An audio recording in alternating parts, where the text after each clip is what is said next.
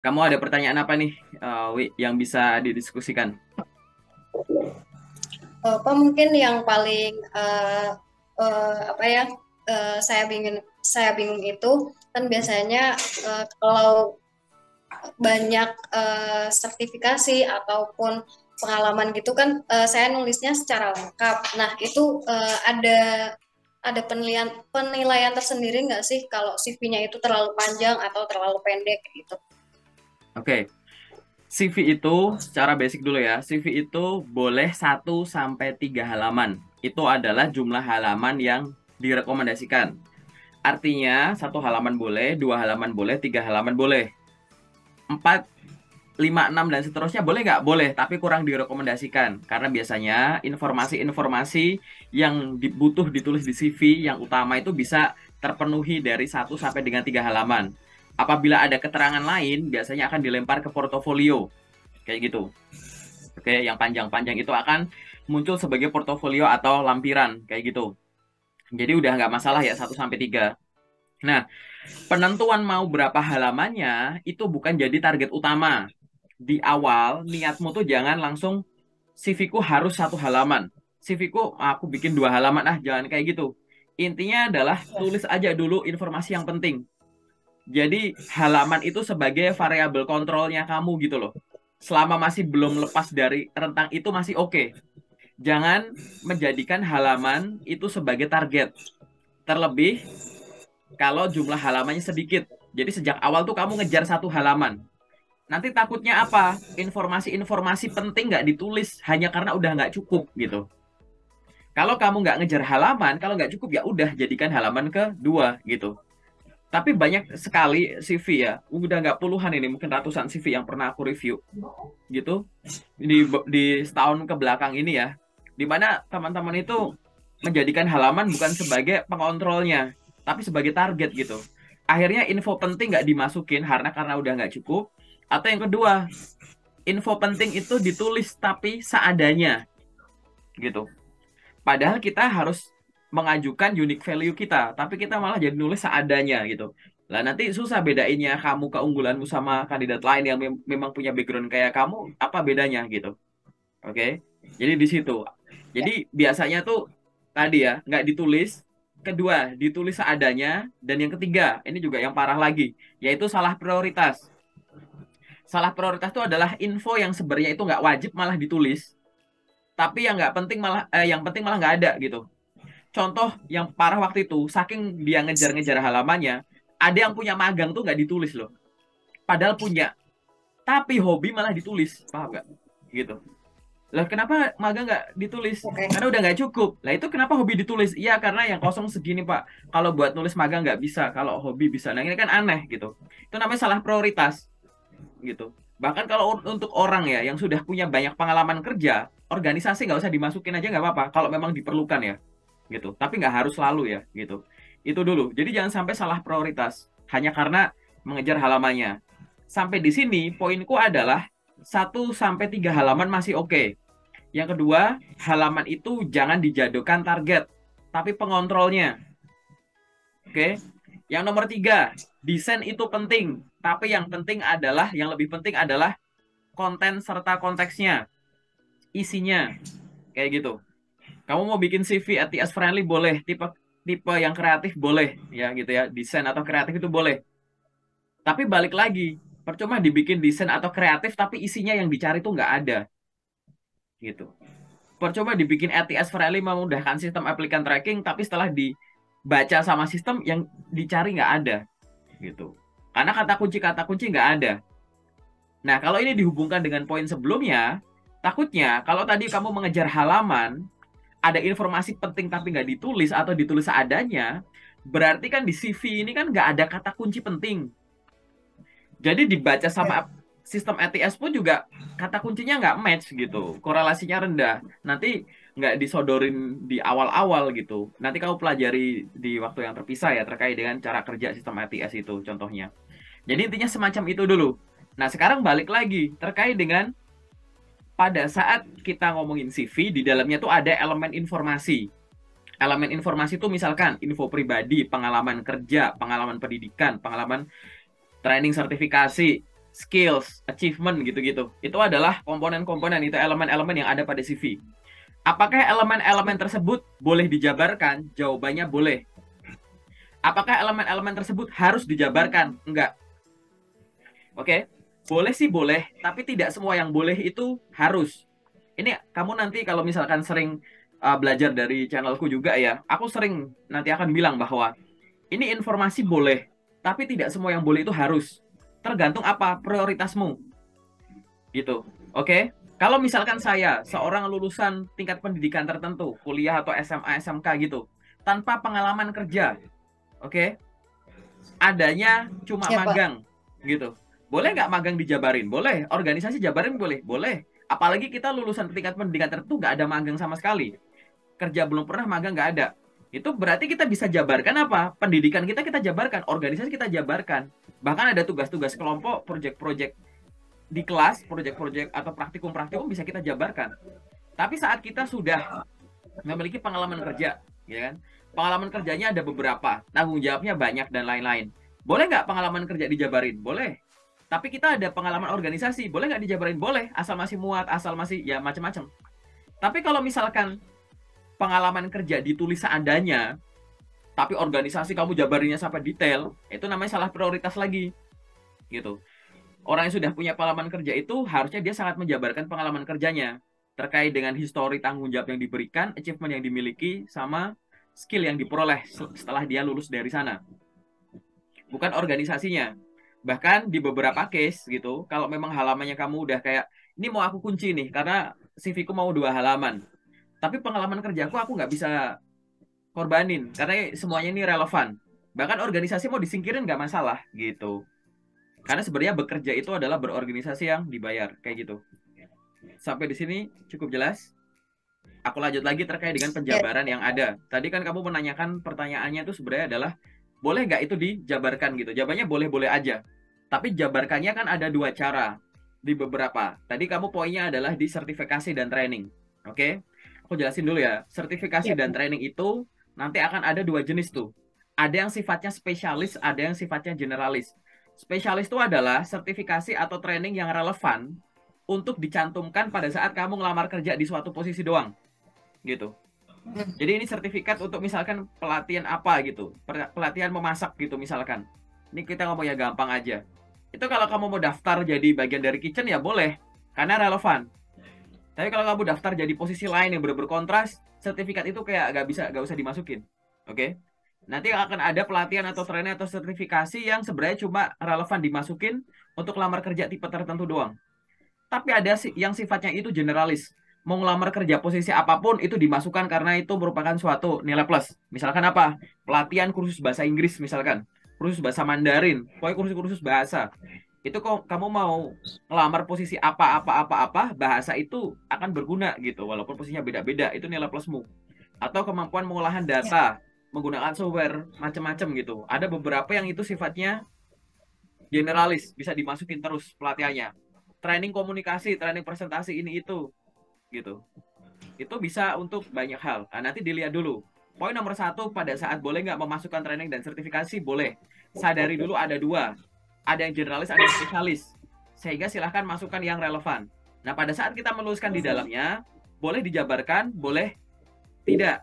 Cara menjabarkannya adalah ada yang sifatnya narasi atau paragraf, ada yang nanti penjelasannya itu lewat bullet point gitu. Nggak masalah kalau mau pakai bullet point kayak gitu. Gitu. Jadi misalkan training, belajarnya tuh konteks lingkupnya tuh ini, outputnya ini boleh gitu kalau gitu. Atau misalkan pembelajarnya ini, project akhir, misalkan kamu masukin ke Google Drive gitu kan, kasih URL-nya, ini project ya. akhirnya, kayak gitu, boleh aja kayak gitu. Nanti tetap disesuaikan ya gitu. Ini juga termasuk bagian yang sangat apa ya mendukung kamu pada saat memang training atau pelatihan atau sertifikasi ini relate dengan posisi yang dibuka gitu. Ini nilai plus karena nggak semua orang akan melakukan ini atau mengambil ini gitu. Nah itu adalah jawaban general dari pertanyaan kamu sebenarnya. Uh, Cukup jelaskah atau kalau ada tanggapan, kalau ada pertanyaan lain boleh. Itu sih Pak yang tadi kan Bapak bilang kalau desain itu penting, tapi konten sama konteks itu lebih penting karena itu yang lebih utama kan dalam sebuah CV gitu Pak. Mm-mm. Nah, eh, kalau desainnya itu sebenarnya biasa aja, tapi isinya itu semuanya tulisan itu, Pak. Sementara kan tidak semua menggunakan sistem ATS ya, Pak. Itu kalau menurut pandangan recruiter itu cenderung membosankan atau gimana ya, Pak? Gini ya, sebenarnya dari jawabanmu itu udah ada kata kuncinya barusan, cenderung alias kecenderungan. Cenderung itu bukan kepastian. Artinya itu sifatnya itu tetap subjektif ya. Kayak gitu. Kamu nggak bisa bilang bahwa recruiter dari Sabang sampai Merauke sudah meninggalkan tipe kreatif sekarang ATS friendly atau sebaliknya. Recruiter dari sana sampai sana. Ini kita ngomong Indonesia aja ya gitu. Lebih suka pakai kreatif daripada ATS friendly kayak males bikin desain kayak gitu. Nggak, kita nggak bisa kayak gitu karena dua hal ini tetap masih jalan. Ini nanti akan dihubungkan dengan apa? Strategi aja. CV itu ya, mungkin kalau misalkan belum tahu gitu, CV itu harus memenuhi beberapa aspek. Jadi satu, CV itu harus jujur nulisnya. Tapi jujur aja tuh nggak cukup. CV itu harus lengkap. Lengkap juga nggak cukup. Jujur sama lengkap aja nggak cukup. Tiga itu relevan. Ya, mengandung informasi yang dibutuhkan gitu, relevan. Udah ditulis dengan jujur, lengkap, relevan juga udah nggak cukup. Nomor 4, ditulis dengan menarik gitu. Kamu nulisnya harus yang menarik. Gunakan bahasa-bahasa yang menarik. Nanti di sesi detail ya aku jelasin. 4 ini juga nggak cukup. Ada yang terakhir yaitu up to date gitu. Jadi selalu diupdate secara berkala pada saat kamu memiliki kemampuan atau pengalaman terbaru dan itu relevan dengan target lokermu gitu. Silahkan diupdate. Nah, ini adalah 5 hal yang selalu harus ada di CV. Ya. Nah, dari 5 hal ini gitu, aku dari tadi nggak bahas soal ATS friendly atau tipe kreatif gitu. Kalau Ya. sekarang kita melihat gini ya, menebak kecenderungan rekruter akan merasa kayak begini gitu. Kita balikin lagi ke performa masing-masing. Maksudku gini, orang kalau sudah punya CV ATS friendly, punya CV kreatif, yang harus dilakukan apa? Ya silahkan lamar. Sebanyak apa? Sebanyak mungkin yang memang relevan.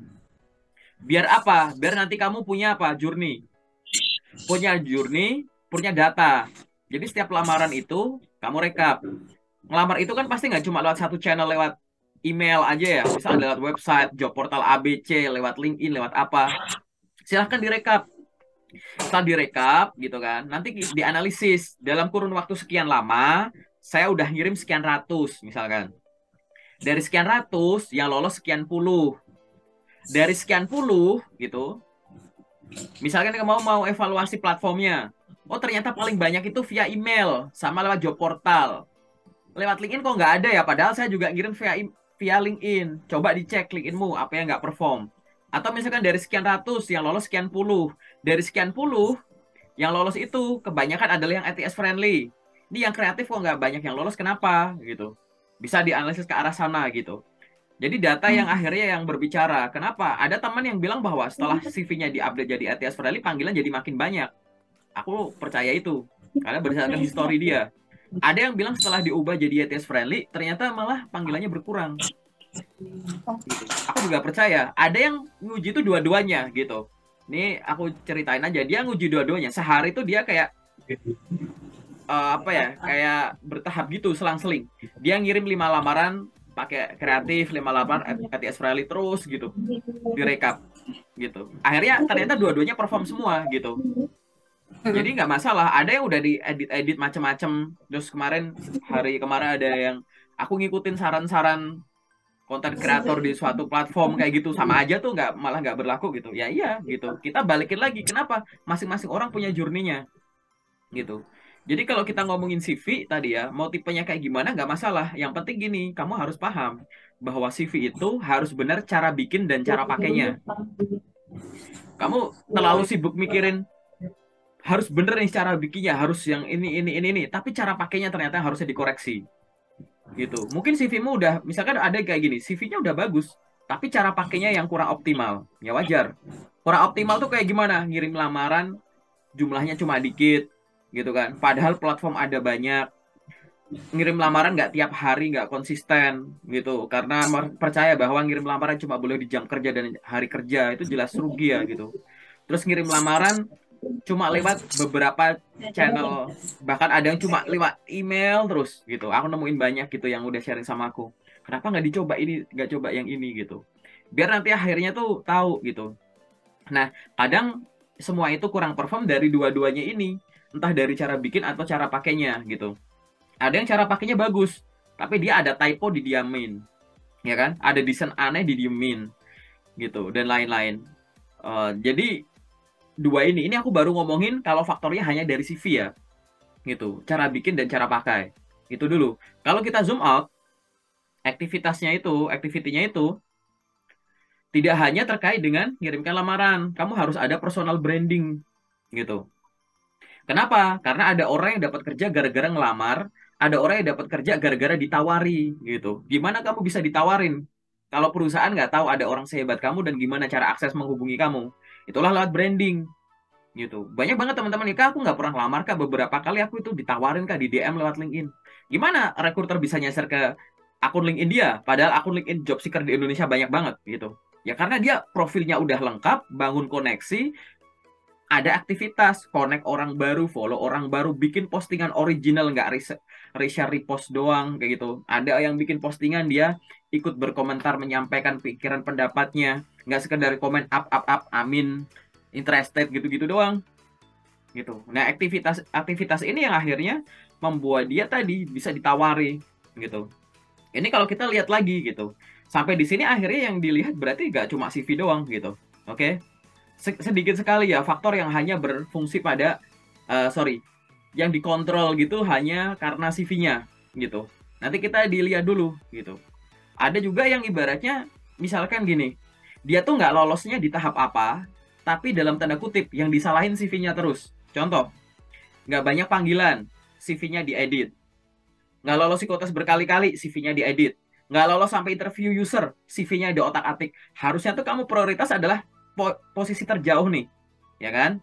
Jadi pada saat kita mau evaluasi diri perform kita gitu, kita evaluasi di proses apa terjauh yang saya sampai detik ini tuh pernah, tapi nggak pernah lebih dari itu. Cari tahu gimana biar lebih bagus. Lalu tahap mana yang kita sering gagal? Lah yang sering gagal di interview kok yang diotak-atik CV-nya terus kayak gitu. Oke, yang jadi prioritas itu adalah ya ini, belajar ini dulu sebagai prioritas. Nah, tahap sebelumnya ini untuk optimasi. Optimasi biar apa? Biar kesempatan sampai sini tuh makin banyak. Maka yang ini dilakuin dulu, ini udah kuat dulu gitu. Kalau ini udah kuat, ibaratnya ini tuh kayak kayak ini kayak waduk gitu ya. Waduk ini tuh kayak pembatasnya gitu loh, gate-nya gitu. Jadi kuatin dulu bentengnya gitu kan ya. Pembatasnya, pintu airnya, baru di sini dioptimasi biar air yang ngalir ke sini tuh makin banyak. Nah, kalau yang air mengalir yang ke sini makin banyak, kalau ini udah kuat, maka ini bisa ngejaga gitu. Ini bisa, oh pintu airnya kadang gini gini gini. Coba bayangin kalau ya di prioritas kamu bukan ini, tapi kamu otak-atik ini mulu. Gimana biar debit airnya kenceng dulu di sini? Ini mau nggak kuat, jebol gitu. Pasti gagal terus di sini gitu. Ya, ini adalah rangkaian kegiatan yang hubungannya sama CV sebenarnya gitu.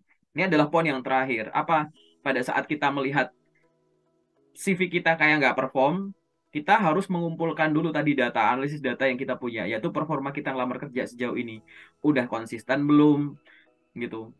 Seberapa banyak yang kita lamar tuh sesuai bidang apa enggak, pakai platform apa aja, berapa banyak yang lolos, berapa yang enggak, yang lolos mau diapain, yang nggak lolos diapain, yang belum ada jawaban diapain, terus udah branding belum, brandingnya ngapain, terus apa yang bisa dilakukan, terus kayak gitu. Nanti akhirnya kita akan sadar bahwa faktor CV itu kecil, gitu. Memang itu memang pintu utama, betul.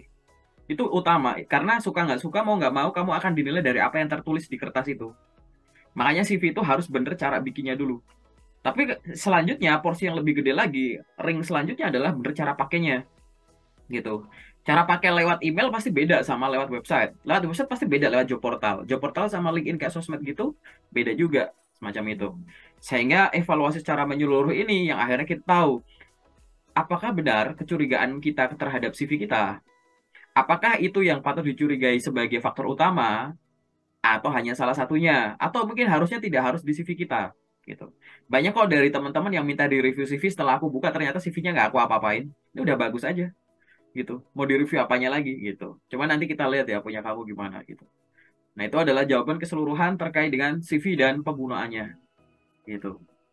Mungkin ada pertanyaan lagi. Aku panjangin ya, biar kamu ada gambaran gitu loh. Oh, ternyata kalau di zoom out tuh gini, kalau zoom in gini, kalau lewat lihat dari sisi sini begini begini gitu.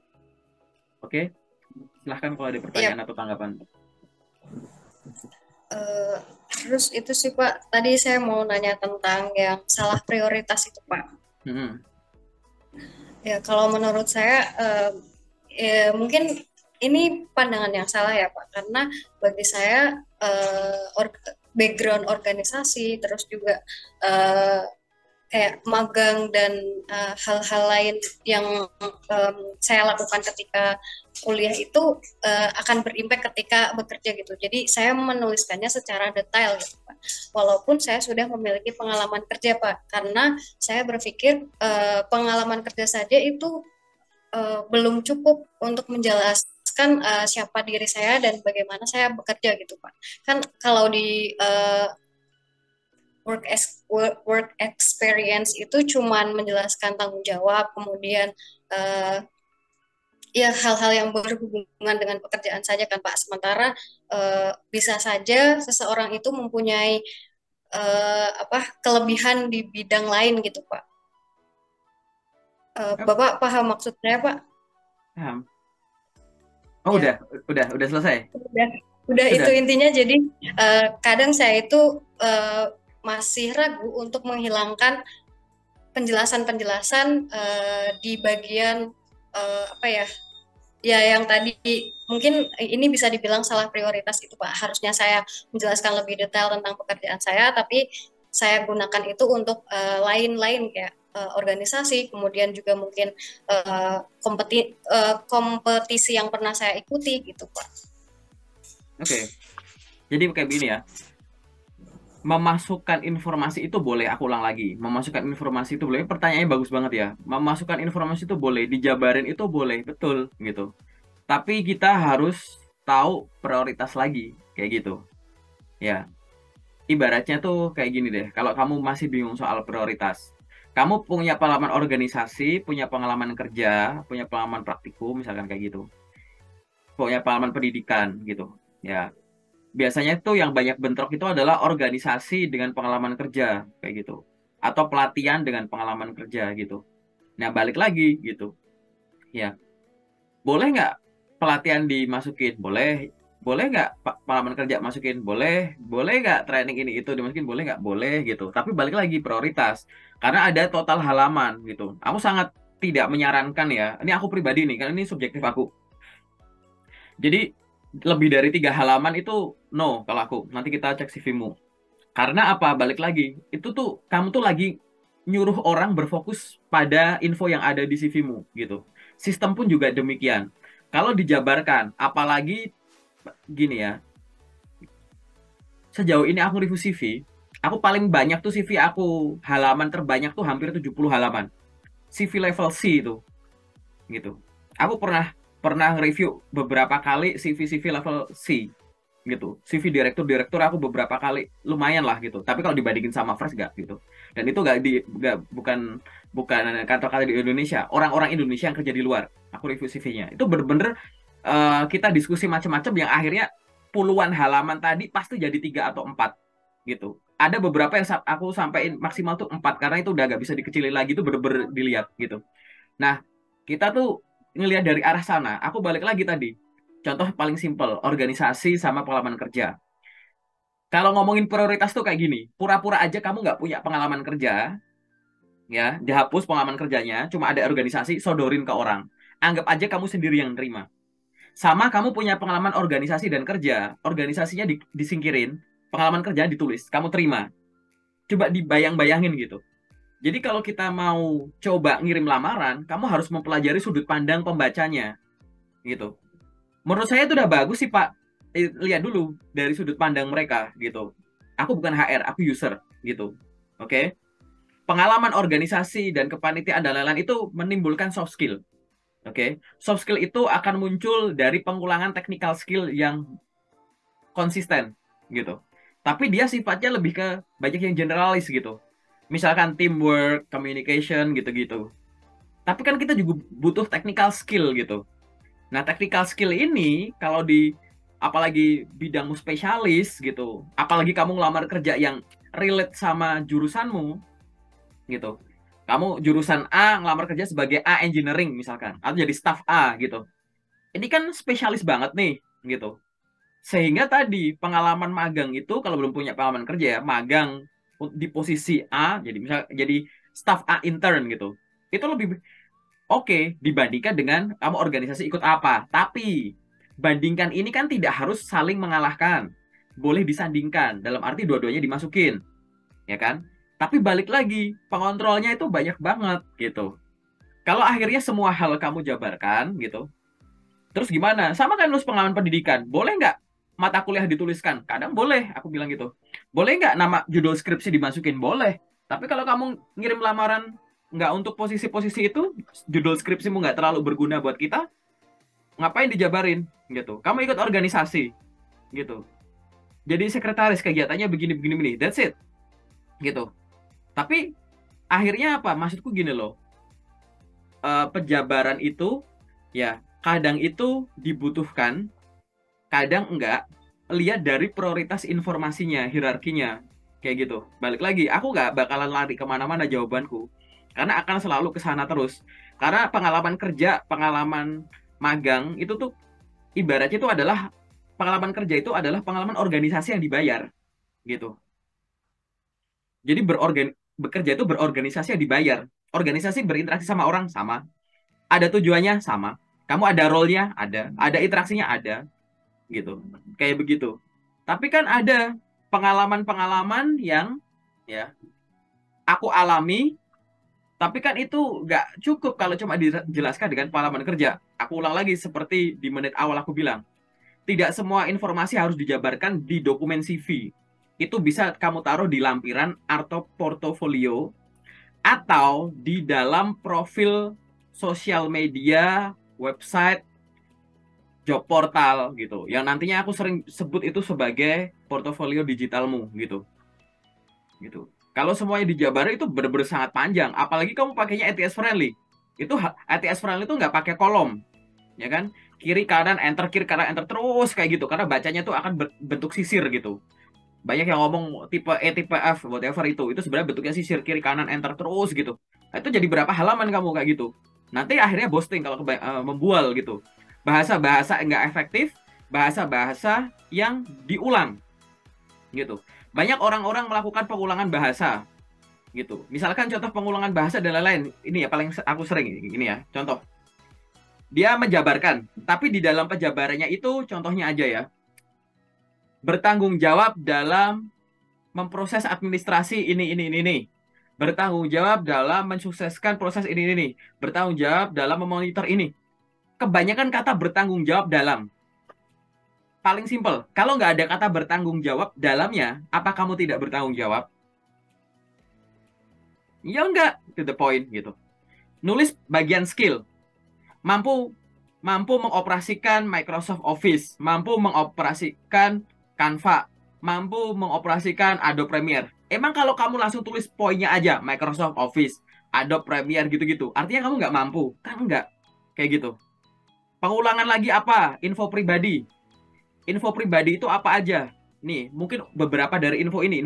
Jadi gini, info pribadi itu ya foto, nama lengkap, tempat tanggal lahir, alamat email, nomor telepon, akun sosmed. Beberapa poin ini akan orang itu diulang-ulang. Aku sering nemuin orang bikin CV di halaman 1, 2, 3, 4 ada foto, ada info pribadi terus gitu ditaruh di bagian atasnya. Atau info pribadinya ditaruh di bagian footernya. Ya jelas itu buat apa gitu. Dan hal-hal semacam ini yang disebut sebagai nggak efektif dalam pembuatannya gitu. Ini tetap termasuk dari salah prioritas juga gitu, ya kan? Harusnya halaman-halaman itu bisa diisi dengan mungkin penjabaran lain yang harusnya kamu jabarkan. Balik lagi ya, mungkin kamu belum tahu. Jadi ada namanya chain info lah, apa rantai info gitu. Jadi pengalaman kerja atau pokoknya semua pengalaman ya, pengalaman kerja, organisasi, pendidikan gitu ya, pengalaman dia harus ngelink ke achievement, dia juga harus ngelink ke skill.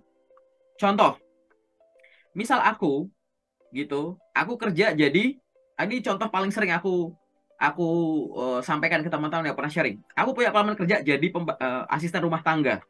Oke. Maka aku akan tulis tuh di pengalaman kerja asisten rumah tangga. Terus aku kasih balance gitu kan, deskripsinya apa aja. Aku kasih satu contoh. Balance pertama itu terkait dengan kemampuan masakku. Aku ya kan itu kegiatan ya. Kalau di pengalaman kerja di balance pertama aku jadi asisten rumah tangga, aku akan tulis gitu. Memasak makanan setiap hari untuk 6 orang anggota keluarga. Itu ngomongin masak di pengalaman kerja. Dia harus relate sama skill. Berarti di kolom skill satu aku kasih balance, poinnya apa? Skillmu memasak. Kan gitu. Dia harus relate lagi ke mana? Mungkin ada section judulnya achievement, pencapaian. Itu hubungannya sama masak. Apa misalkan? Mampu memasak jumlah banyak untuk 100 orang sekaligus. Gitu. Mungkin bukan dari pengalaman dia jadi pembantu, mungkin pengalaman di luar gitu. Atau misalkan mampu memasak 50 jenis masakan Nusantara gitu. Ini aku baru ngomongin masak ya gitu. Jadi pada saat kita ngomong kan pengalaman kerja cuma ngomongin tanggung jawab, no. Itu ngeling. Aku belum pernah lihat ada kreator yang ngomongin itu.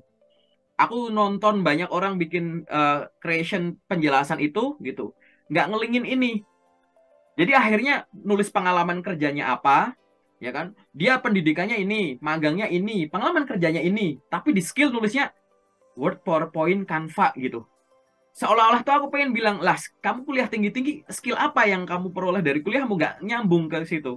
Ngeling informasinya kayak gitu. Nah, orang yang menuliskan CV nggak ngeling gitu, masing-masing section berdiri sendiri, biasanya pemborosan kata nanti. Gitu. Karena aku ini contoh paling simpel loh, ngomongin masak jadi asisten rumah tangga loh. Simple gitu. Ya kan?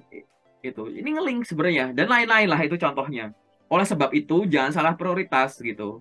Ya sebenarnya teman-teman rekruter pasti udah tahu bahwa ini di skill gak relate ya karena kamu nggak paham aja cara nulisnya gitu. Dan kadang itu diabaikan aja gak masalah gitu.